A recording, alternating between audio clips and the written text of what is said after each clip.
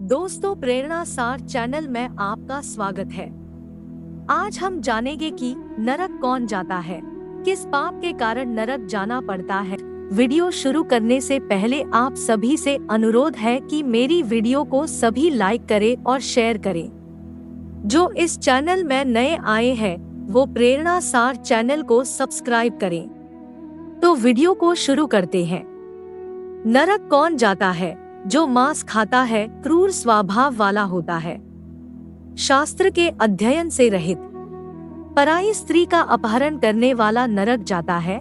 शास्त्र में संशय करने वाला और वेद कर्म का त्याग करने वाला वैतरणी नदी में गिरता है। झूठी गवाही देने वाला, धर्म पालन न करने वाला, चोरी द्वारा आजीविका चलाने वाला, बहुत ज्यादा पेड़ों को काटने वाला, पत्नी का परित्याग करने वाला, विधवा के शील को नष्ट करने वाला और स्त्री जो अपने पति को दोष लगाकर पर पुरुष में आसक्त होती है, ये सभी शाल्मली वृक्ष द्वारा बहुत यातना प्राप्त करते हैं। और जब यमदूतों द्वारा पीटे जाने पर ये नीचे गिर जाते हैं तो यमदूत इनको उठाकर नरकों में पहुंचा देते हैं। जो व्यक्ति तालाब, देवालय, सार्वजनिक स्थान को नष्ट कर देता है, जैसे कि धर्मशाला इत्यादि, वह निश्चय ही नरक में जाता है। जो सार्वजनिक मार्ग को लकड़ियों से, पत्थरों से या कांटों से रोकते हैं, वे भी नरक जाते हैं। दासी को अपनी सैया पर आरोपित करने से ब्राह्मण अधोगति को प्राप्त होता है। उससे संतान प्राप्त करने पर वह अपने ब्राह्मणत्व से च्युत हो जाता है। वह ब्राह्मण कभी भी नमस्कार करने की योग्यता नहीं रखता और जो प्राणी ऐसे ब्राह्मणों की पूजा करते हैं वे नरक जाते हैं। दूसरों के दुख में प्रसन्न होने वाला, जो मनुष्य ब्राह्मण और गायों की लड़ाई को नहीं रुकवाता अथवा उस लड़ाई का समर्थन करता है, वह नरक जाता है। इस प्रकार पापियों को बहुत सी यातना दी जाती है। जो हथियार बनाता है और उनका वितरण करता है, वह नरकगामी होता है। मदिरा पीने वाला व्यक्ति और वेश्यावृत्ति करने वाली स्त्री नरक जाते हैं। जो अनाथ के ऊपर कृपा नहीं करते हैं, अपराधी को दंड देते हैं, वे भी नरक जाते हैं। घर पर आए हुए ब्राह्मणों को भोजन नहीं कराने वाला निश्चय ही नरक जाता है। इस प्रकार पापियों को बहुत सी यातना दी जाती है। जो प्राणियों पर दया नहीं करता और उनके साथ बुरा व्यवहार करता है, वह भी नरक जाता है। जो व्यक्ति नियमों को स्वीकार करने के बाद उन्हें त्याग देता है, वह भी नरक जाता है। जो विवाह को नष्ट करते हैं, देव यात्रा में विघ्न डालते हैं, तीर्थ यात्रियों को लूटते हैं, वे सभी नरक जाते हैं। जो महापापी गांव या जंगल में आग लगाता है, यमदूत उसे नरक में पकाते हैं। इस तरह जलता हुआ वह पापी छाया की याचना करता है। तब यमदूत उसे नुकीले पत्तों से बने एक वन में ले जाकर उसके अंगों को पत्तों से काटते हैं और उसे कहते हैं कि हे पापी, अब तुम इस नुकीले पत्तों वाले वृक्षों की छाया में चैन की नींद सो सकते हो। जब वह प्यास से व्याकुल होकर पानी मांगता है, तब यमदूत उसे खौलता हुआ तेल पिलाते हैं और उनसे कहते हैं कि लो, पानी पी लो और खाना खाओ। खौलता तेल पीने से उनकी आंतें जल जाती हैं और वे जमीन पर गिर जाते हैं। फिर दोबारा खड़े होकर वे कुछ कहना चाहते हैं लेकिन कुछ बोल नहीं पाते। इस प्रकार पापियों को बहुत सी यातना दी जाती है और इस प्रकार पापी हजारों नारकीय यातनाओं को भोगते रहते हैं। और जब उनके पाप खत्म हो जाते हैं तो वे इस मृत्युलोक पर आकर पेड़ पौधे की योनि को प्राप्त करते हैं। इन सभी योनियों में घूमते हुए जीव मनुष्य योनि प्राप्त करते हैं और नरक आए हुए जीव चांडाल के घर में जन्म लेते हैं। मृत्युलोक पर भी नरक से आए जीव बहुत दुखी रहते हैं। किसी को गलित कुष्ठ हो जाता है, कोई जन्म से अंधे होते हैं। किस पाप के कारण कौन सा रोग होता है? पतिव्रता स्त्री की हत्या करने वाला और गर्भपात कराने वाला कुष्ठ रोगी पैदा होता है, पर स्त्री गमन करने वाला नपुंसक और गुरुपत्नी के साथ गमन करने वाला चर्मरोगी होता है। मांस का भोजन करने वाले के अंग अत्यंत लाल होते हैं।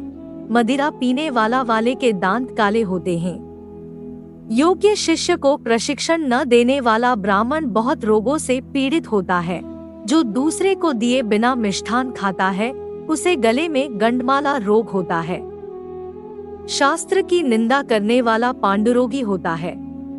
झूठी गवाही देने वाला गूंगा, पुस्तक चुराने वाला अंधा होता है। गाय और ब्राह्मणों को पैर से मारने वाला लंगड़ा होता है। झूठ बोलने वाला हकला कर बात करने वाला होता है, और दान ना देने वाला और आग लगाने वाला गंजा होता है।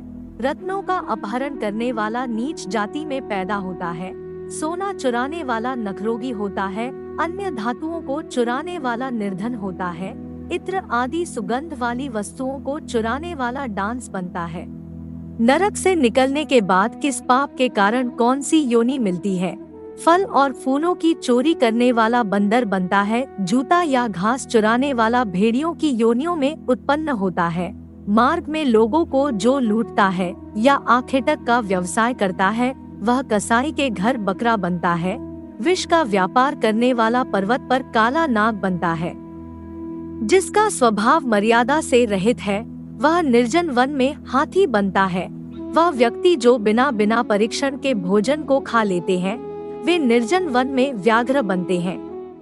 जिनकी यज्ञ करने की योग्यता नहीं है, उनके यहाँ यज्ञ कराने वाला ब्राह्मण सुअर बनता है। बिना आमंत्रण के भोजन करने वाला कौवा बनता है। जो योग्य शिक्षकों को शिक्षा नहीं देता, वह ब्राह्मण बैल बनता है। वास्तविक गुरु की सेवा नहीं करने वाला बैल और गधा बनता है। जो व्यक्ति वास्तविक और सच्चे गुरु से वाद विवाद करता है और उनका अपमान करता है, वह ब्रह्मराक्षस बनता है। प्रतिज्ञा करके दान ना देने वाला और सज्जन पुरुषों का अनादर करने वाला पर्वतों पर गिद्ध बनता है। व्यवसाय में धोखा देने वाला उल्लू बनता है। वर्णाश्रम की निंदा करने वाला कुकुर बनता है। आशा को तोड़ने वाला, स्नेह को नष्ट करने वाला और स्त्री का परित्याग करने वाला शकूर बनता है। माता पिता से द्वेष करने वाला तथा बहन भाई से शत्रुता करने वाला हजारों जन्मों तक गर्भ में नष्ट होता रहता है। कलह करने वाली स्त्री जल जोग बनती है और पति की निंदा करने वाली स्त्री जू बनती है। अपने पति का परित्याग करके पर पुरुष का सेवन करने वाली स्त्री छिपकली बनती है। अपने गोत्र की स्त्री से संबंध बनाने वाला लकड़बग्घा और रीछ की योनि में जन्म लेता है। तपस्विनी के साथ व्यभिचार करने वाला पिशाच बनता है। गुरु पत्नी से गमन की इच्छा रखने वाला गिरगिट बनता है। राजा की पत्नी के साथ गमन करने वाला ऊंट तथा मित्र की पत्नी के साथ गमन करने वाला कर और बैल बनता है। जो महाकामी होता है, वह घोड़ा बनता है। ब्रह्महत्यारा गधा और ऊंट की योनि प्राप्त करता है और मदिरा पीने वाला भेड़िया, कुत्ता एवं शियार की योनि में जन्म लेता है। सोना चुराने वाला कीड़ा या पतंग की योनि प्राप्त करता है। पर स्त्री का हरण करने वाला, धरोहर का हरण करने वाला, ब्राह्मण का धन हरने वाला ब्रह्मराक्षस होता है। यहाँ तक कि लोहे के या पत्थर के चूर्ण को व्यक्ति पचा सकता है, पर तीनों लोकों में कौन ऐसा व्यक्ति है जो ब्राह्मण के धन को पचा सकता है? ब्राह्मण के धन से पोषित की गई सेना और वहाँ युद्ध काल में मिट्टी के समान बिखर जाते हैं। ब्राह्मण का धन हरण करने से कुलपति नष्ट हो जाते हैं।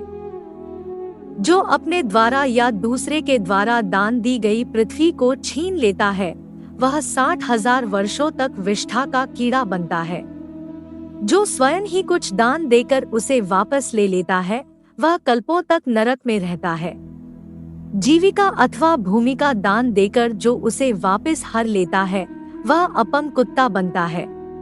ब्राह्मणों को जीविका देने वाला व्यक्ति 1 लाख गोदान का फल प्राप्त करता है, और वहीं पर ब्राह्मण की संपत्ति का हरण करने वाला बंदर, कुत्ता या लंगूर बनता है। भगवान की माया से प्राणी ऊपर और नीचे के लोकों में भ्रमण करते रहते हैं। व्यक्ति के शरीर पर पाप के कुछ चिन्ह रह जाते हैं, जैसे कोई शारीरिक या मानसिक रोग, जिससे पता चलता है कि वह नरक से आया हुआ है।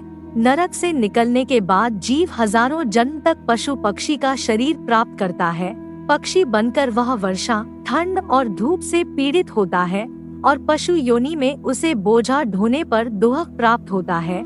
इसके बाद अंत में जब पाप और पुण्य बराबर हो जाते हैं, तब उसे मनुष्य योनि मिलती है। इस प्रकार सभी प्राणी जन्म और मरण के चक्कर में पड़े रहते हैं, और भगवान की माया से प्राणी ऊपर और नीचे के लोकों में भ्रमण करते रहते हैं।